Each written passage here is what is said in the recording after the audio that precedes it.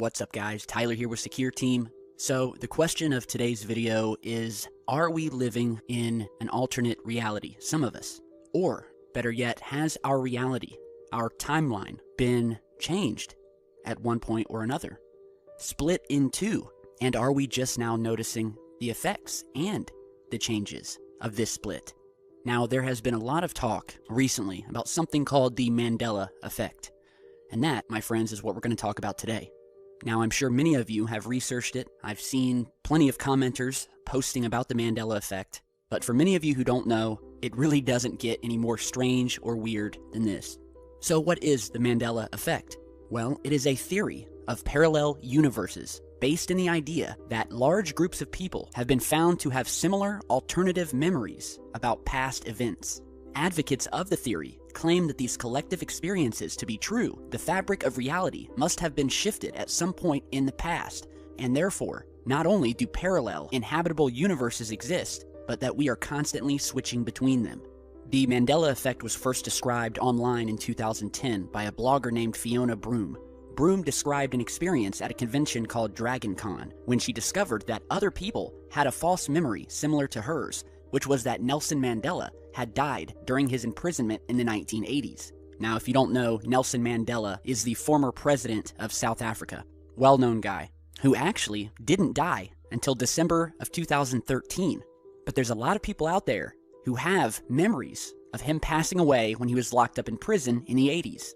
Broom is quoted as saying that, "I thought Nelson Mandela died in prison. I thought I remembered it clearly, complete with news clips of his funeral, the mourning in South Africa, some rioting in the cities, and a heartfelt speech by his widow. I then found out that he was still alive." Fiona recounted discovering many widely held alternative memories, including certain Star Trek episodes that had never actually existed. In 2012, another blogger named Reese expressed a similar idea, but this time about the spelling of a popular children's book series called The Bernstein Bears.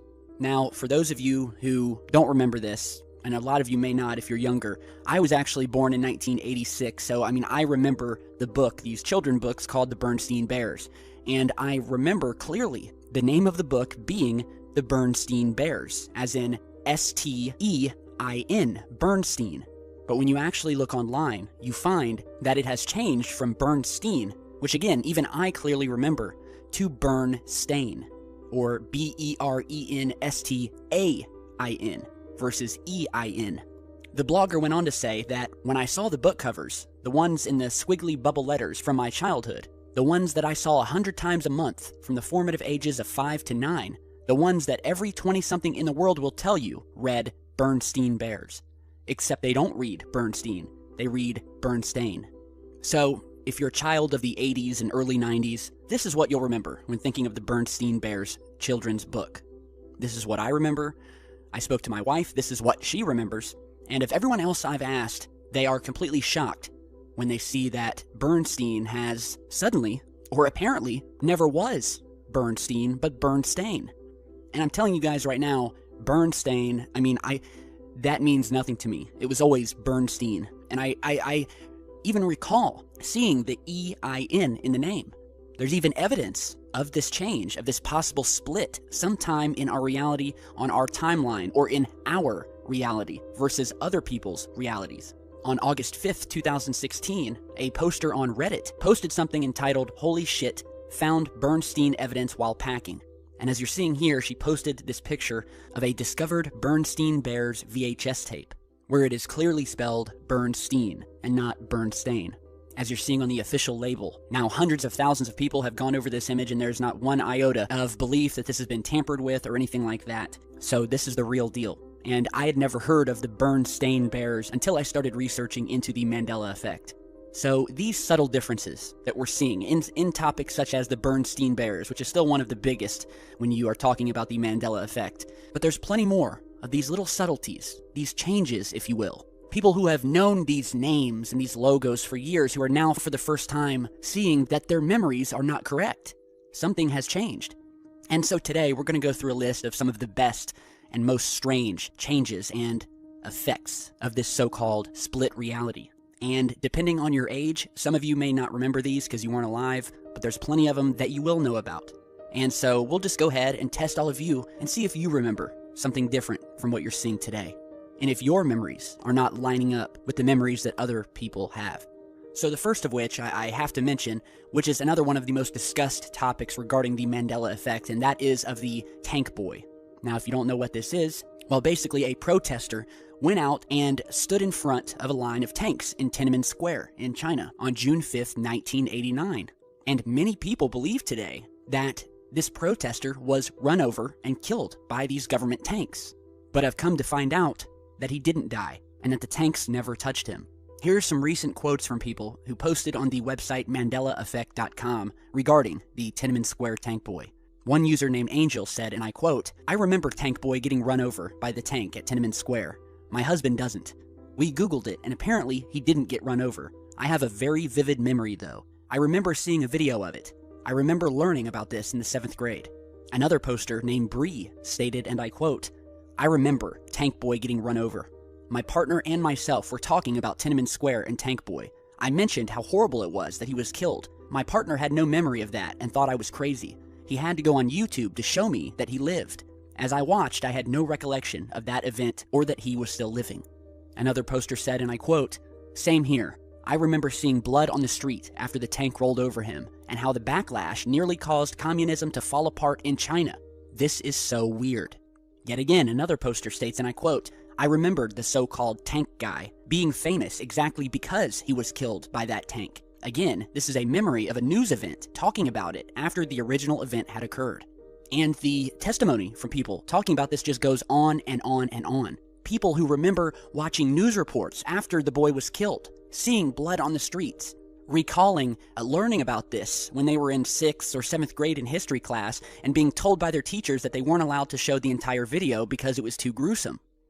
But apparently, those memories are all now false.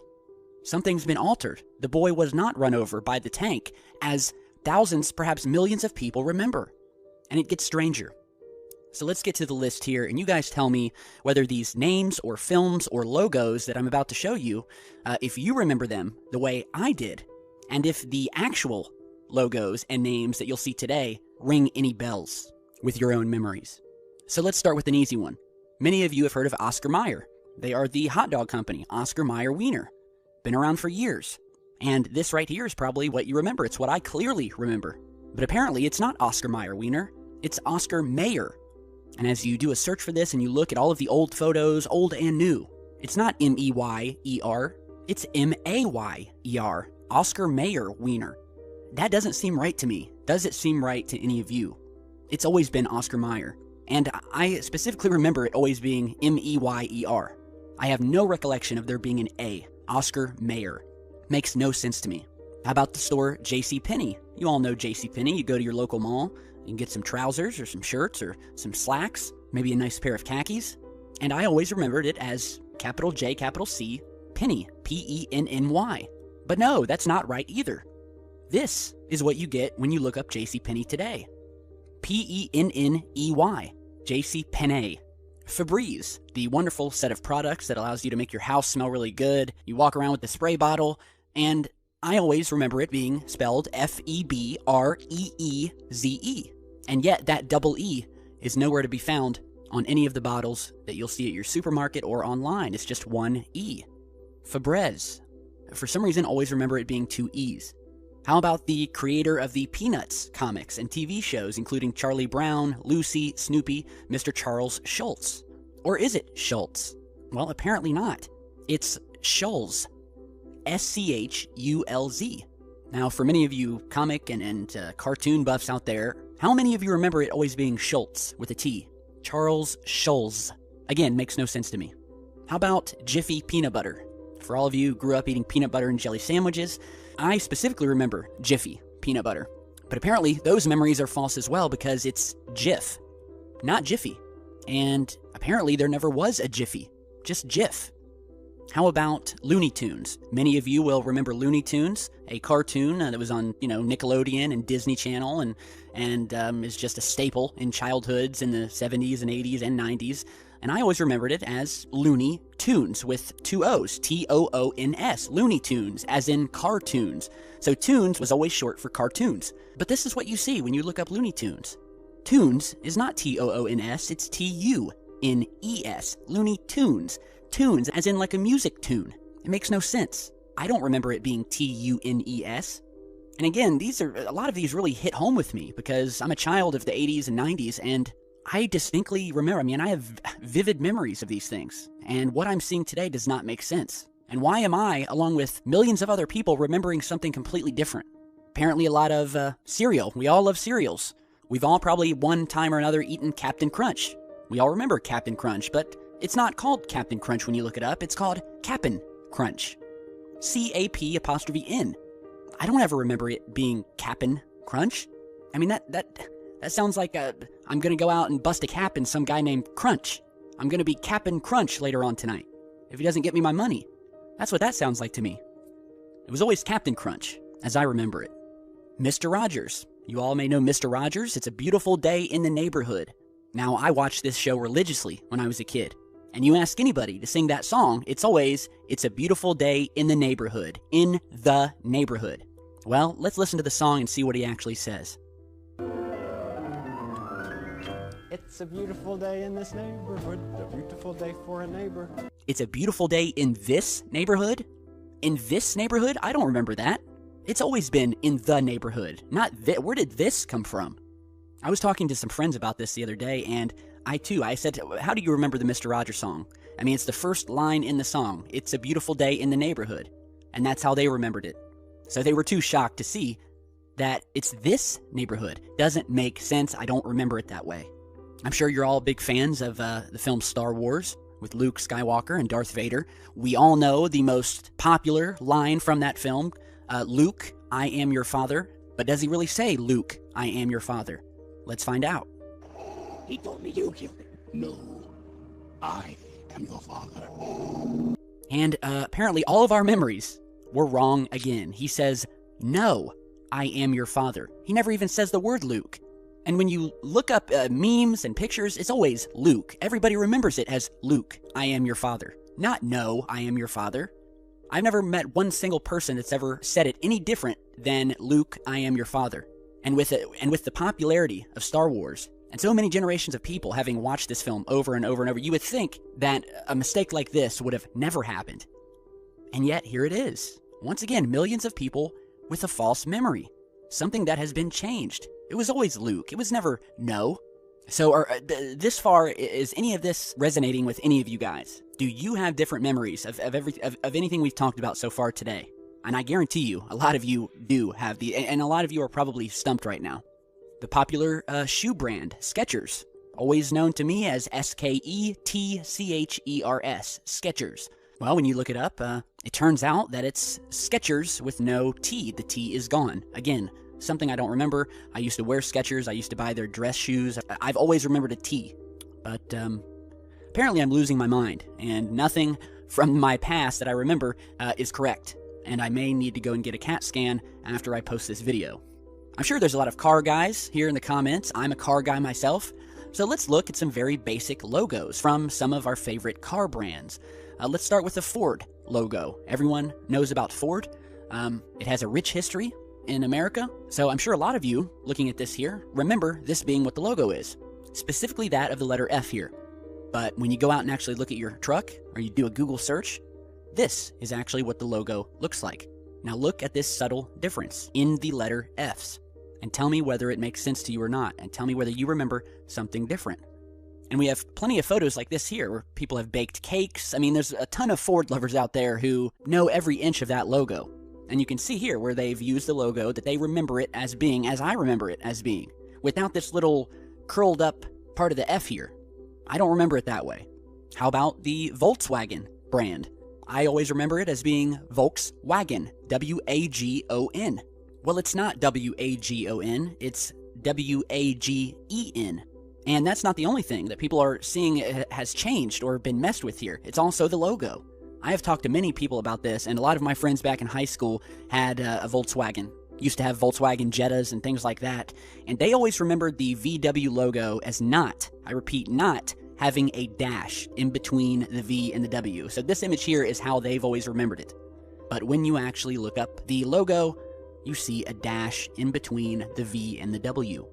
And you can go online and research this, and you'll take note, if you do, of all the people who remember these things exactly the way I have, and probably many of you have, who are completely shocked to see how wrong they were and refuse to believe what they're seeing today. They do not remember these things this way. Something has been changed.